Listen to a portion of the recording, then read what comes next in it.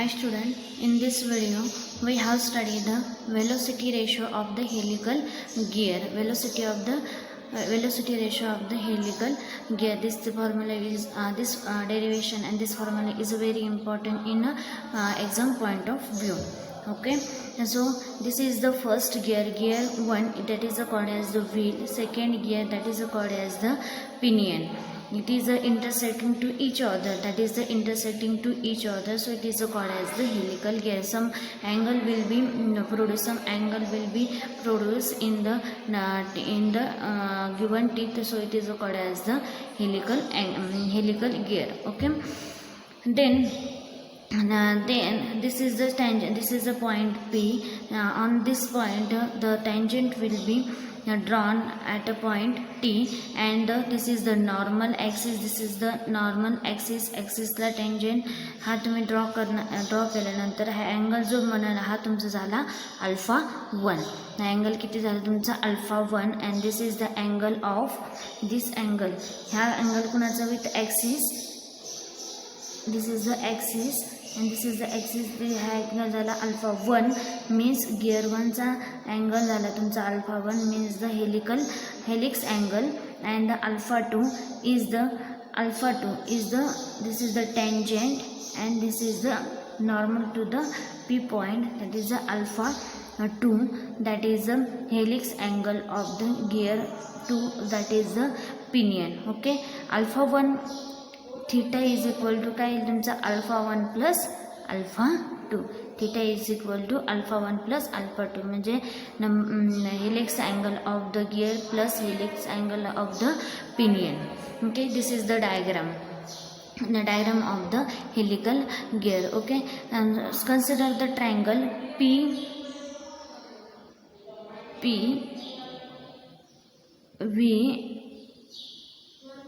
and V1. म्हणजे ही velocity तुमची ही velocity V2 आणि दिस वेलोसिटी V1. काय येईल तुमचं V1 आणि अल्फा पीला कोणते दोन पॉईंट आहेत, alpha 1 alpha 2. V2 is the velocity vector at the gear 2 and velocity vector at the gear P, and this is the normal. Okay, this is the figure number B. From figure B, normal component of the velocity V1 and V2 perpendicular to the tangent TT must be equal.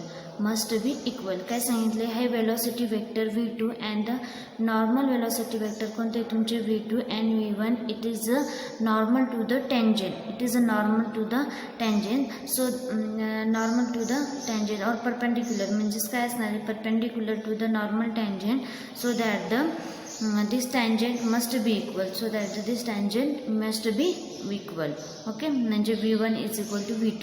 Okay, then what is the normal velocity? V1 is equal to V1 cos alpha. म्हणजे ही velocity vector आणि हा velocity vector same असणार, म्हणजे इथे काय येणार आहे V1 normal कोणता येईल तुमचा V1 इथे येईल. V1 म्हणजेच काय असणार तुमचं V1 cos alpha 1 आणि हा असणार आहे V2 cos alpha 2. ओके, म्हणजे V1 is equal to V1 cos alpha 1 is equal to V2 cos alpha 2. Okay, then V2 हे दोन्ही इक्वेट केल्यानंतर काय मिळेल तुम्हाला V2 upon V1 cos alpha 1 upon cos alpha 2. म्हणजे ह्या काय असणार तुमचा V2 divided by V1 cos alpha upon cos alpha 2. This is the equation number 1. Okay, this is the equation number 1. Then what is the velocity ratio? Velocity ratio काय असणार तुमचा omega 2 upon omega 1. Omega V काय असतो तुमचा V is equal to R omega. Omega काय असणार तुमचा omega is equal to V upon R. म्हणजे ओमेगा 2 म्हणजे काय, ओमेगा 2 काय असणार V2 upon R, omega 1 V1 upon capital R. Then is equal to V2 upon D in terms of diameter V1 upon D means काय येणार आहे D V2, capital D V2, small d V1. Okay, then velocity ratio D capital cos alpha 1 cos alpha 2. But D by D T काय आहे ना तुमचा D by D T काय आहे ना तुमचा tangential module into capital T म्हणजेच काय टँजेन्शियल मॉड्यूल इंटू कॅपिटल डीची व्हॅल्यू काय असणार आहे M into T means tangential module into capital T tangential module into capital small T into cos alpha 1 upon cos alpha 2.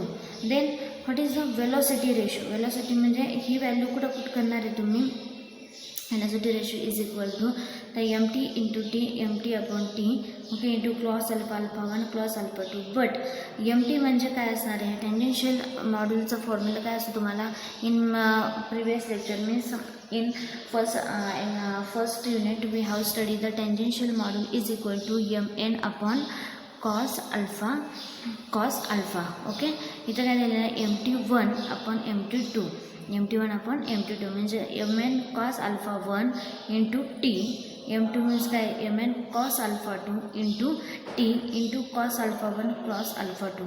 हा cos alpha 1 cos alpha 1 get cancel हा cos alpha 2 cos alpha 2 get cancel mn get cancel काय राहील मग तुमचा velocity ratio is equal to T upon capital T upon small T means it is the ratio of the number of teeth on the gear to the number of the teeth on the pinion.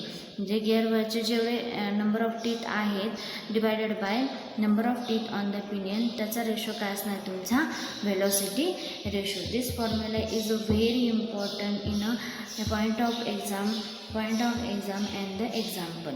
Okay this remember it is velocity is equal to T upon T. Okay the next topic will be last topic in this last topic is the remaining, that is helical gear, that is the center distance of the helical gear. This formula base the example will be asked in the exam. What is the center distance of the helical gear? काय विचारले center distance of the helical gear. Okay, the center distance between the pair of the helical gear is the shorter distance between the two shafts, making the angle between them. Between the two shafts, making the angle between two.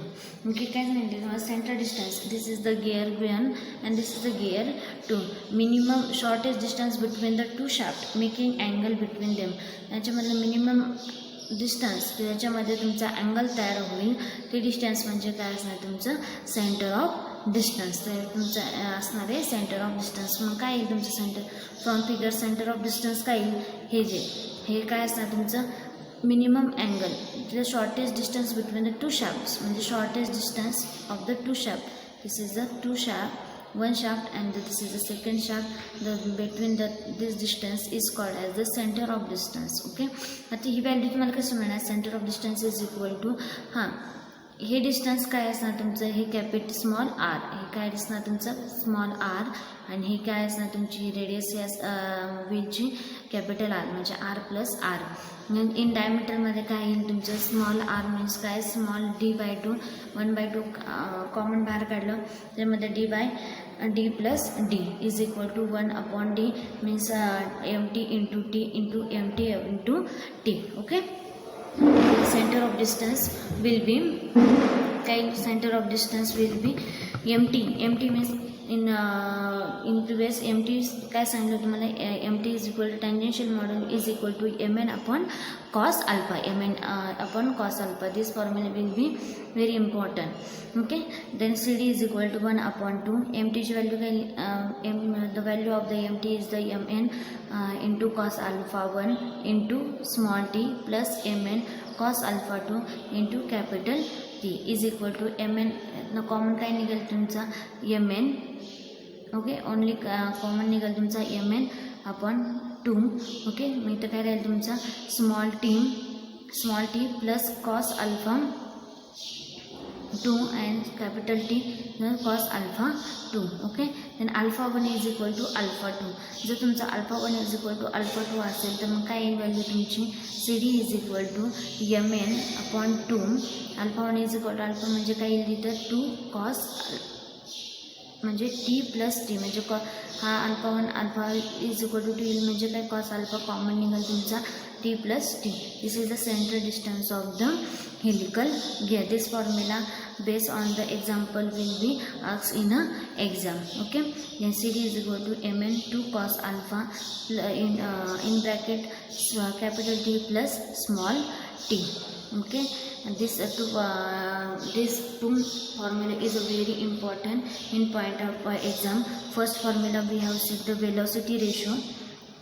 काय आलं तुमचं velocity ratio is capital T upon small t, and second will be center of distance, that is CD is equal to mn upon 2 cos alpha in bracket capital T plus small t. Okay, in this video we have studied the center distance of helical gear and the velocity ratio. On this problem we have solved in the next lecture. Okay, thank you.